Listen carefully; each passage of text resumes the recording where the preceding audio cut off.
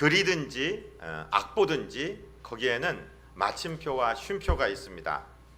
어떤 일을 종결 지을 때 찍는 것을 마침표에 비유하고 또 우리의 휴식과 안식을 쉼표에 비유합니다.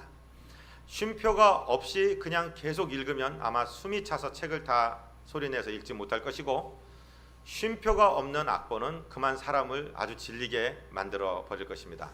마찬가지로 우리 인생에도 쉼표가 필요합니다.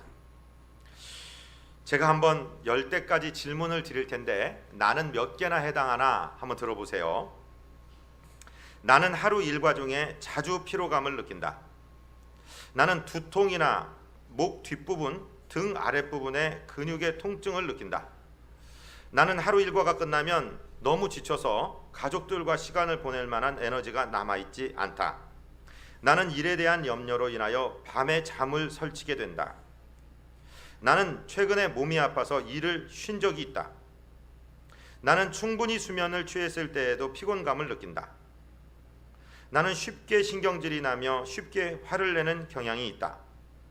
나는 자주 무기력감과 낙담을 느낀다. 나는 내 맡은 일이 너무 많아 나의 관심이 흩어지며 일에 압도당하는 느낌을 느낀다. 나는 일로부터의 압박감이 나의 결혼 생활과 가정 생활의 문제에 영향을 심각하게 주고 있다는 느낌을 갖는다. 나는 회의 자리에 앉으면 왠지 불안하다. 나는 사람들을 만나 부딪히는 것보다 혼자 시간을 보내는 것이 좋다. 나는 불가피한 경우를 제외하고는 동료들과의 접촉도 꺼리게 된다. 나는 내가 하는 일에 보람을 느끼지 못하고 자꾸 집어치우고 싶다는 생각을 한다. 몇 개나 해당되세요? 어떤 분은 또 전체 다 내 얘기라고 하시는 분도 계실지 모르겠어요. 지금 제가 드린 질문은 목사님들에게 당신의 일의 탈진, 얼마나 당신이 번아웃 되어 있는가를 묻는 항목 중에서 우리 성도님들과 겹치는 부분들을 몇 개를 뽑아서 여쭤본 것입니다. 저도 여기에 상당히 많은 부분이 해당이 돼요. 네. 이런 증상들이 왔다면 지금 빨리 쉬라는 얘기입니다.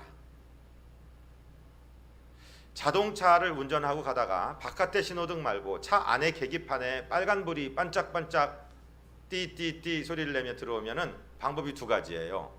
하나는 망치로 계기판을 부셔버리고 그냥 달리는 겁니다. 또 하나는 차를 길가에 세워놓는 거예요. 어떤 게 더 현명한 거겠습니까? 주님께서는 쉬라고 말씀을 하시거든요. 그리고 쉬어야 되는 사람으로 창조를 하셨단 말씀입니다. 도대체 왜 쉬어야 되나? 성경에서는 왜 쉬라고 말씀을 하시는가에 대해서 우리가 먼저 생각을 해보죠. 첫 번째로는 하나님이 그렇게 만드셨어요. 창조의 원칙이 6일 동안 일하고 하루 쉬도록 만드신 것입니다. 우리 주보를 보시면서 창세기 2장 3절을 같이 읽겠습니다. 하나님이 그 일곱째 날을 복되게 하사 거룩하게 하셨으니 이는 하나님이 그 창조하시며 만드시던 모든 일을 마치시고 그날에 안식하셨음이니라. 아멘. 시편에 보면 하나님은 졸지도 주무시지도 아니하시면서 우리를 지켜주신다라고 했는데, 오늘 창세기 말씀해 보니까 하나님이 6일 동안 창조하시고 7일째 쉬었다 이렇게 말씀하시는 거예요. 하나님이 쉬실 필요가 뭐가 있겠습니까마는 창조의 질서를 설명하면서 나도 쉴 테니까 너희도 쉬어라라고 하나님이 우리에게 설명해 주고 계시는 부분입니다. 한번 생각해 보십시오. 하나님이 6일 동안에 빛을 창조하시고 해와 달과 별과 지구의 식물과 동물과 모든 것을 마련해 놓으시고 6일째 맨 마지막에 사람을 창조하셨어요. 성경에 이런 내용이 없지만 아마 이렇게 아담이 하나님께 여쭤봤을 수도 있어요. 자기가 창조되고 난 다음에 하나님 저를 만들어 주셔서 참 감사해요. 하나님 제가 뭘 도와드릴까요? 이제 무슨 일을 할까요? 그러니까 하나님께서 뭐라고 하셨겠습니까? 6일 마지막에 해가 뉘엿뉘엿 질 때 인간이 지음을 받았으니까 얘야 그럴 필요 없다. 이제 안식이 시작된다. 쉬어라. 인간이 창조되자마자 한 일이 무슨 일이냐? 쉬는 일이라 이 말씀이죠. 쉼의 중요성이 그렇게도 중요하다는 것을 우리는 창조시부터 알 수 있다는 것입니다. 두 번째, 왜 우리가 쉬어야 됩니까? 우리는 소진되고 탈진되는 인간, 연약한 육신을 입고 살기 때문에 그렇습니다. 우리가 소진하고 탈진하는 이유는 두 가지입니다. 하나는 열심히 일할 때 에너지가 소모되는 것처럼 우리의 영의 성령 충만도 리킹, 새어나갑니다. 소진된다는 것이죠. 또 감정적으로 큰 충격을 받았을 때도 우리의 에너지가 또는 우리의 영역이 그렇게 소진된다는 것입니다. 쉬면서 보충해 줘야 된다는 얘기죠. 예수님의 제자들이 어느 정도 일이 많았냐면은 정말 식사를 하실 겨를이 없을 정도로 사람들이 몰려 닥쳤습니다. 예수님, 나 여기 아픈데 이것 좀 고쳐주세요. 너무 억울한데 내 마음 좀 풀어주세요. 지금 우리 가정에 큰 일이 일어났는데 이것 좀 고쳐주십시오. 우리 배고파 죽겠으니까 먹여주십시오. 사람들이 인산인해를 이루며 주님이 계신 곳으로 몰려들었어요. 예수님도 못 쉬셨지만 12 제자들도 꼼짝없이 그들을 섬기느라고 시간을 보내고 있었습니다. 쉬어야 되는데 쉬지 못하면 문제가 되거든요. 그래서 주님께서 제자들에게 쉬라고 하신 장면이 바로 오늘 우리가 공부하게 되는 본문 마가복음 6장 31절입니다. 우리 마가복음 6장 31절을 다시 한번 받들어 읽겠습니다. 이르시되 너희는 따로 한적한 곳에 가서 잠깐 쉬어라 하시니 이는 오고 가는 사람이 많아 음식 먹을 겨를도 없음이라. 식사하실 시간도 없이 막 사람들이 밀어닥치니까 사람들 돌보느라고 당신네들이 지쳐가고 번아웃 다 없어져서 탈진되는 상태를 모르고 있다는 말씀이죠. 그래서 예수님께서는 우리를 만드신 창조의 질서대로 우리 몸이, 우리 정신이 어떤 것인 줄을 알기 때문에 사람들이 막 밀어닥쳐요. 아주 간절한 필요를 가지고 밀어닥치는 사람들이 있음에도 불구하고 12명 뒤로 나와, 너희들은 따로 가서 한적한 곳에 가서 잠깐 쉬어야 된다라고 주님이 명령하셨다는 것이죠. 아침에 전화기에 배터리를 잔뜩 충전해 갖고 왔습니다. 배터리는 일본식 발음인가요? 배터리? 하여튼 어느 거라도 좋아요. 하여튼 축전지를 갖다가 완충을 해 갖고 왔는데 이것하고 저것하고 이 문자 보내고 이 전화하고 하다 보면은 어느새 그냥 몇 시간 안 지났는데 바닥이 보일 때가 있지 않습니까? 일하다가 우리의 체력도, 우리의 감정적인 에너지도, 우리의 성령 충만함도, 영성도 그렇게 소진되어 간다. 반드시 서서 충전받아야 된다. 아무리 성능 좋은 차라고 해도 계속 달릴 수만은 없습니다. 잠시 세워서 주유소에 가서 기름을 먹고 가야 되잖아요. 쉬어야 된다는 말씀을 하고 계시는 것이죠. 또 하나는 아주 감정적으로 큰 충격을 받을 때 우리는 그런 영적인 에너지가 완전히 바닥나는 것을 느낄 때가 있습니다. 건강진단을 받았는데 병원에서 청천벽력 같은 소리를 한다든지, 가정에 큰 문제가 생긴다든지, 경제적으로 큰 경고의 불이 들어왔다든지 할 때 우리는 갑자기 그냥 주저앉아서 꼼짝을 못하게 되는 경우도 있습니다. 오늘 주보에 열왕기상 19장 1절로 2절 기록되어 있습니다. 우리 같이 읽겠습니다. 아합이 엘리야가 행한 모든 일과 그가 어떻게 모든 선지자를 칼로 죽였는지를 이세벨에게 말하니 이세벨이 사신을 엘리야에게 보내어 이르되 내가 내일 이맘때에는 반드시 네 생명을 저 사람들 중 한 사람의 생명과 같게 하리라. 그렇게 하지 아니하면 신들이 내게 벌 위에 벌을 내림이 마땅하니라 한지라. 자, 이게 무슨 장면이냐면요, 구약의 이스라엘을 대표하는 선지자가 엘리야입니다. 엘리야가 사역하던 시대의 왕은 아합인데, 아합이라는 사람이 줏대 없는 임금으로 이방 여인 이세벨을 아내로 맞이하였습니다. 그런데 이 이방 여인 이세벨은 바알과 아세라라는 아주 음란한 목신과 석신, 이것들을 가지고 들어왔어요. 그래서 이스라엘 백성들이 하나님을 향하고 하나님 앞에 엎드려야 될 백성이 그만 바알과 아세라에게 넘어갔습니다. 나라가 엉망이 되어버렸어요. 그래서 하나님은 엘리야에게 극약 처방을 내립니다. 네가 다시 선포하기 전까지는 이 땅에 비가 내리지 않을 것이다. 그래서 엘리야가 아합에게 선포합니다. 내가 다시 선포하기 전까지는 이 땅에 비도 내리지 않을 뿐더러 이슬도 맺히지 않을 것입니다. 그리고 엘리야는 그릿 시내가에서 숨었다가 사르밧 과부에게로 갔다가 하여튼 그렇게 3년 6개월이 지나게 되죠. 3년 6개월 만에 엘리야와 아합이 다시 조우하게 됩니다. 이제 아합이 엘리야를 막 거의 저주하듯이 이스라엘에 해악을 끼치는 사람이라고 막 이야기하니까 이제 엘리야가 언제까지 이 나라가 둘 사이에서, 이 바알과 하나님 사이에서 머뭇머뭇 하겠느냐라고 얘기합니다. 능력 대결을 하자라고 얘기하는 거예요. 바알과 아세라가 참 신이면 그 선지자들을 불러 모으셔. 나는 혼자 우리 하나님 여호와의 이름을 걸고 나가겠습니다. 당신들도 소를 잡아놓고 나도 소를 잡아놓고 불을 붙이지 마십시오. 하늘에서 불로 응답하는 신이 진짜 하나님이십니다. 이렇게 하십시다. 그렇게 해서 결국 바알 선지 450명이 나왔습니다. 그들이 해가 질 때까지 부르짖고 자기들의 신을 불렀지만 불은 내려오지 않았고요. 엘리야가 불로 응답해달라고 여호와 하나님, 이 땅에 하나님이 하나님이신 것을 나타내달라고, 이 민족 살려달라고 기도했을 때 하나님이 불을 내려서 다 제단에 제물과 부은 물까지 다 핥아버렸죠. 그때 이 엘리야가 기손 시냇가로 내려가서 바알 선지 450명과 아세라 선지 400명, 850명을 다 처단해버립니다. 얼마나 아름다운 승리입니까? 우상이 발도 못 붙이도록 아주 깨끗하고 완벽한 승리를 이루었습니다. 그 과정도 거의 3년 6개월이 넘는 과정에 걸쳤습니다.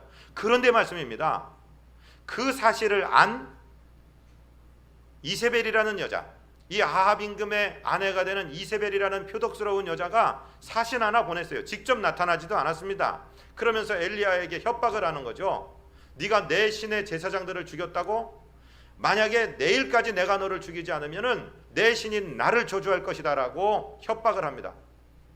아니, 연약한 여자 하나가, 표독스러운 여자 하나가 저주한 것을 다른 사람 통해서 들었는데 갑자기 엘리야가 완전히 다운 상태에 됐습니다. 즉 육신적으로는 일하느라고 탈진해서 피곤하죠. 그런 상태에서 감정적인 이야기 하나를 딱 듣고 감정이 무너지고 나니까 엘리야가 무슨 일을 하냐면 광야로 걸어가요. 광야로 사흘길을 걸어가서 사원을 세워놓고 자기 또 혼자 하룻길을 걸어가서 로뎀나무 밑에 눕습니다. 그러면서 기도라고 한다는 소리가, 하나님 여호와여, 나는 내 열조보다 낫지 못합니다. 나는 내 조상들에 비교해서 아무 나을 것이 없는 사람입니다. 나를 지금 내 생명을 거둬가 주십시오. 지금이 좋가오니 나 좀 죽여주십시오. 여러분, 아마 이 자리에 계신 분들 가운데 너무 살기 힘들고 너무 신앙을 같이 유지하기가 힘들어서 하나님 이러려면 나 좀 죽여주세요 하고 기도했을 분도 계실지 모르겠습니다. 엘리야가 그런 기도를 드린 거예요. 그러는데 놀라지 마십시오. 하나님께서는, 제가 만약에 하나님이라면 야 이놈아, 네가 이스라엘의 대표 선지자 맞냐? 너 지금 왜 이렇게 바보 같은 짓을 하고 있냐? 정신 차려라. 아마 채찍질을 하든지 소리를 지르든지 그럴 줄 알았는데요, 하나님은 그렇게 하시질 않습니다. 하나님은요 어떻게 하셨느냐? 오늘 본문 열왕기상 19장 5절로 7절까지를 다시 한번 읽겠습니다. 로뎀나무 아래에 누워 자더니 천사가 그를 어루만지며 그에게 이르되 일어나서 먹으라 하는지라. 본즉 머리맡에 숯불에 구운 떡과 한 병 물이 있더라. 이에 먹고 마시고 다시 누웠더니 여호와의 천사가 또다시 와서 어루만지며 이르되 일어나 먹으라. 네가 갈 길을 다 가지 못할까 하노라 하는지라. 여러분 한번 생각을 해보십시오. 저와 여러분이 엘리야가 돼서 지금 로뎀나무 밑에 누워 있습니다. 그런데 잠을 자고 있었는데 무언가 부드러운, 정말 사람의 손 같지 않은 무언가 부드러운 것이 내 얼굴을 쓰다듬어요. 어루만지고 있어요. 눈을 떠보니까 천사예요. 그런데 천사가 하시는 말씀이 일어나서 먹어. 보니까 숯불에 구운 떡과 물이 한 병 있어요. 여러분, 숯불구이가 여기가 원조요. 저 만인산에 가면은요 그 휴게실에 호떡도 구워 팔고 가래떡도 구워 팔아요. 가보셨어요? 네. 그는 어떤 불에 굽는지는 모르지만 여기는 숯불에 구웠어요. 야, 먹고 너 나랑 얘기 좀 하자. 일단 먹어라. 너 이놈 어떻게 선지자가 그럴 수가 있냐? 그러시지 않았어요. 떡을 먹이고 그리고 물을 마시게 하고 재웁니다. 또다시 푹 자고 일어났더니 또 어루만져서 일어났더니 또 그 천사가 다시 또 한번 먹어라. 저와 여러분 생각해 보십시오. 예수님의 제자들이 죽음에까지 나는 주님 안 버리고 따라갈 거예요. 그러다 다 실패했잖아요. 다 도망갔잖아요. 그리고 다시 고기 잡겠다고 게네사렛 바다로 갔는데 그 디베랴 바다에 예수님이 나타나셨어요. 밤새도록 허탕친 제자들에게 예수님이 너희들에게 반찬이 있냐? 생선이 있냐? 그래서 육지에 가봤더니 예수님이 숯불에 구운 떡과 물을 준비해 놓고 있었어요. 생선을 구워 놓고 계셨어요. 여러분, 하나님은, 저와 여러분의 하나님은 질책하거나 책망하거나 회초리를 드시는 분이 아닙니다. 저와 여러분을 지친 영혼을 싸매어 주시고 어루만져 주시고 먹이시는 하나님이시라는 사실을 우리가 이 아침에 깨달아야 될 줄로 믿습니다. 예수님은 마태복음 11장 28절에서 수고하고 무거운 짐진 자들아 다 내게로 오라, 내가 너희를 쉬게 하리라. 나는 마음이 온유하고 겸손하니 내게 나와 내 멍에를 메고 내게 배우라. 이는 내 멍에는 쉽고 내 짐은 가벼움이라. 우리 주님 말씀하셨어요. 그때 당시에 짐이라는 것은 우리처럼 노동하고 힘들고 그런 짐을 물론 얘기하겠지만 더 중심적인 사상은 무엇이냐면은 바리새인들과 서기관이요 613가지 조항을 가지고 백성들을 닥달을 합니다. 너 왜 11조 안 드려? 너 왜 안식일 범했어? 너 왜 이거 안 해? 이거 안 해? 그러면서 그냥 들들들들 볶아대는데 율법의 무거운 짐을 지고 지키지도 못하면서 끙끙 앓고 가는 이스라엘 백성을 보시면서 예수님이 뭐라고 하시냐? 수고하고 무거운 그 율법의 짐, 그 의무의 짐을 진 너희들아 다 내게로 오라. 내가 너희를 쉬게 하리라. 주님은 그 손을 벌리시고 십자가에서 우리가 쉴 수 있도록 우리가 받아야 될 모든 형벌 주님께서 받으시고 그 보혈로 저와 여러분의 죄를 씻으시고 저와 여러분의 고통을 담당하셔서 저와 여러분의 참된 안식처요 생명의 구주가 되신 줄로 믿으시기 바랍니다. 그러면 우리가 어떻게 쉬어야 됩니까? 바로 주님 앞에서 쉬는 것이 참된 쉼이라는 말씀입니다. 몇 년 전부터 우리나라에 제일 유행하던 단어가요 웰빙이라는 단어예요. 웰빙.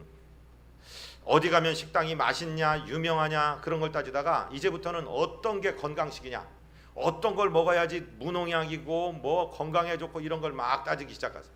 그러다가 작년하고 올해의 키워드는 뭐냐면 힐링입니다. 힐링. 힐이라는 말은 고친다, 치유한다 이런 뜻이에요. 그래서 힐링이 된다 이런 게 돼서 무슨 여행 프로그램 무슨 뭐 어디 클럽에 가입해서 뭘 하면은 힐링이 되고 그런다고 막 하는데 여러분 좋은 경치 보면은 정말 우리가 마음에 쉼이 좀 있습니다. 그리고요 맛난 음식 아주 사랑하는 사람들과 먹으면 그것도 좀 치유되는 것 같습니다. 그런데 그런 것들이요 궁극적인 치유는 아닙니다. 그것은 가짜 치유입니다. 힐링이 되는 것 같은데 조금 있다가 다시 피곤해지고 다시 아프게 되는 것입니다. 진정한 치유는 우리 창조주 하나님의 품으로 들어오는 것이에요. 날 위해 십자가 지셔서 내 질고를 담당하신 예수님 품 안에 들어오는 것, 그것만이 진정한 힐링이라고 성경은 말씀하고 있습니다. 예수님은 예루살렘 도성을 바라보면서 이렇게 말씀하셨어요. 마태복음 23장 37절 우리 같이 읽습니다. 예루살렘아 예루살렘아 선지자들을 죽이고 네게 파송된 자들을 돌로 치는 자여 암탉이 그 새끼를 날개 아래 모음같이 내가 네 자녀를 모으려 한 일이 몇 번이더냐 그러나 너희가 원하지 아니하였도다. 아멘. 여러 번 예수님은 저와 여러분을 부르셨다는 거예요. 예루살렘 거민들을 향하여 헛된 종교적인 일에 몰두되어 있는 사람을 향해서 암탉이 새끼를 모음처럼 내가 너희를 불렀다. 이사야 65장 1절에 보면 나는 나를 구하지 아니하던 자에게 물음을 받았으며 나를 찾지 아니하던 자에게 찾아냄이 되었으며 내 이름을 부르지 아니하던 나라에 내가 여기 있노라 내가 여기 있노라 하였노라. 내가 종일 손을 펴서 자기 생각을 따라 옳지 않은 길을 걸어가는 패역한 백성들을 불렀나니. 하나님께서 길모퉁이에서 손을 드시고 내가 여기 있다 내가 여기 있다 이리 와라 이리 와라 구약시대에 불렀다는 거예요. 예수님께서도 부르셨어요. 조류는 많은 동물 중에 특별히 모성 본능이 강한 새들 아닙니까? 여러 기사에서 옛날에 우리 초가집 짓고 살 때도 초가집에 불이 났다. 그런데 암탉이 완전히 통닭구이가 되어 갖고서 그저 죽어 있다. 그런데 죽은 암탉을 작대기로 딱 제끼자마자 그 암탉 품에서 삐약삐약 하고 병아리가 나왔다. 자기는 불타 죽으면서도 새끼들을 품에 끌어안는 것이 이 암탉의 모성 본능입니다. 주님께서 당신이 십자가를 지시고 그 거친 못과 창과 가시면류관과 조롱과 침뱉음과 그 모든 것을 담당하시고 저와 여러분을 가슴에 품었다는 거예요. 이 예수님께 돌아오기 전에는 절대로 우리에게 안식이란 건 없습니다. 참된 평안은 없습니다. 육신이 잠깐 편할 수는 있을 거예요. 시원한 공기를 쐬고 맛난 영양을 공급하고 나면 잠깐 우리가 상쾌해지는 것은 느낄 수 있겠지만 영원한 안식은 영혼이 잘 돼야지 일어나는 줄로 믿으시기 바랍니다. 우리 영혼이 주님 품으로 돌아올 때, 창조주 앞으로 돌아올 때 그것이 참된 힘이 된다는 거예요. 인간적인 노력으로요 좋은 것 잡숴 보십시오. 더 피곤합니다. 경치도 타는데 구경 가보십시오. 더 피곤합니다. 이 세상의 영화 중에 최고의 영화를 누린 솔로몬의 고백을 한번 들어보시겠습니까? 좀 길지만 한번 들어보십시오. 전도서 2장 1절부터 제가 읽어드릴 테니까 들어보십시오. 내가 내 마음에 이르기를 자 내가 시험 삼아 너를 즐겁게 하리니 너는 낙을 누리라 하였으나 보라 이것도 헛되도다.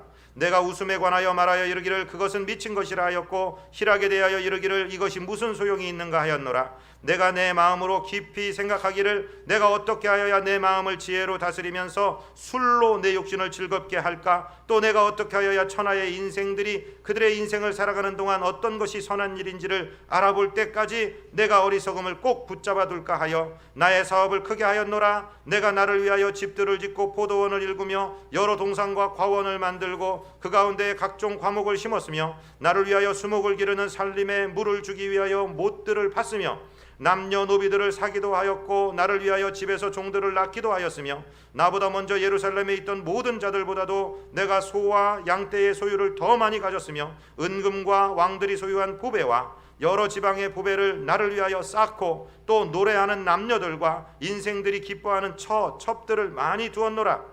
내가 이같이 창성하여 나보다 먼저 예루살렘에 있던 모든 자들보다 더 창성하니 내 지혜도 내게 여전하도다. 무엇이든지 내 눈이 원하는 것을 내가 금하지 아니하였으며 무엇이든지 내 마음이 즐거워하는 것을 내가 막지 아니하였으니 이는 나의 모든 수고를 내 마음이 기뻐하였음이라. 이것이 나의 모든 수고로 말미암아 얻은 몫이로다.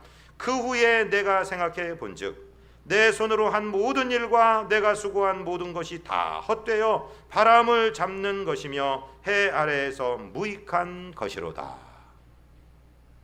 인류의 최고의 쾌락과 최고의 지혜를 얻었던 솔로몬의 고백입니다.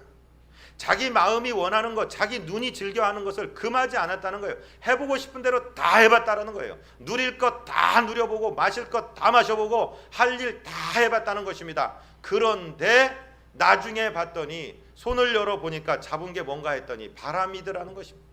바람밖에는 손에 쥔 게 없다는 거예요. 사랑하고 존경하는 성도 여러분, 세상이 주는 힐링은 거짓 힐링입니다. 믿으시기를 바랍니다. 하나님께서 우리를 만나 주실 때, 우리가 하나님 품에 안길 때만이 비로소 참된 평강과 안식을 누리게 되는 것입니다. 하나님께 나오면 어떤 평강을 누리는지 시편 131편 2절은 이렇게 말씀하십니다. 같이 읽습니다. 실로 내가 내 영혼으로 고요하고 평온하게 하기를 젖된 아이가 그의 어머니 품에 있음 같게 하였나니 내 영혼이 젖된 아이와 같도다. 아멘. 여러분, 이 세상에서 가장 평화로운 평화를 한번 그림으로 그려봐라. 그러면 어떻게 그리시겠어요? 저는 우리 아이들 엄마 품속에서 엄마 젖을 실컷 먹고 배가 불러서 코 잠이 든 어린아이의 그 모습, 그것이 평화가 아닐까 생각합니다. 그것이 참된 안식이 아닐까 생각합니다. 그 아이에게 무슨 경제적인 걱정이 있겠습니까? 내일 일에 대한 염려가 있겠습니까? 그 포근한 어머니 품에서 어머니 젖 실컷 빨아먹고 그리고 배가 불러서 코 잠든 그 아이의 모습 말입니다. 자기가 9달 동안 살았던 그 품을 가지고 있던 그 어머니 품에서 아이는 참된 평화를, 평강을 누릴 수 있게 되는 것입니다. 마찬가지입니다. 저와 여러분은 어머니 뱃속에 태어났지만 하나님께서 만드셨습니다. 하나님 품으로 돌아올 때 젖된 아이의 평안, 세상 것들이 흉내도 내지 못하는 평안이 저와 여러분의 영혼에 있을 것입니다.